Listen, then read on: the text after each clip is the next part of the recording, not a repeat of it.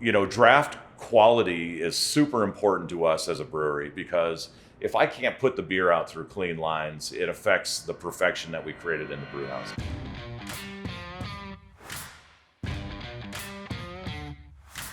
I'm Mike Doble. I'm the proprietor of the Explorium Brewpub. We're a two-brewpub operation in the Milwaukee area. Cleaning draft lines is a big project. We follow guidelines on the frequency of draft line cleaning. I've gone to the Micromatic training on running draft systems. I've received their recommendation.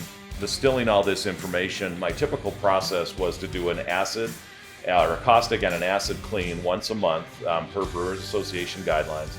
Across 24 taps times 85 feet average a draft run, 48 taps, we end up with about 170 pints of beer just in the physical draft lines between tank and tap.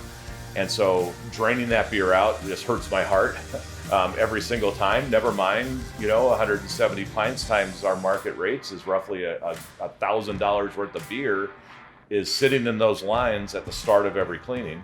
Just looking at the labor cost of 12 to 14 hours times two guys, is another $1,000. Was it worth it? Absolutely. I have to have my beer, from tank to the tap. It can't be destroyed by crap in our draft lines, and it's just, a cost of doing business.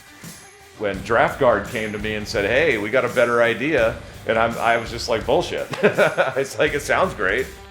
That side-by-side trial was fantastic.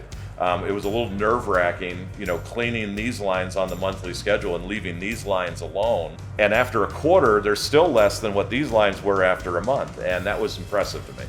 I'll be honest with you, when you came back to me and showed me that data and said, "Hey, I can take your cleaning from once a month to once a quarter," that was a super easy check for me to write to protect all of our lines. I think the system is very cost-effective. It saved me a ton of money. To alleviate the cost, the safety issues associated with draft line cleaning, the exposure to my staff to the chemicals, and for the price, not a hard choice to make. I wouldn't hesitate. I mean, I would not install a draft system without it. I think it should be basic equipment for draft installation. I would not build another place without it.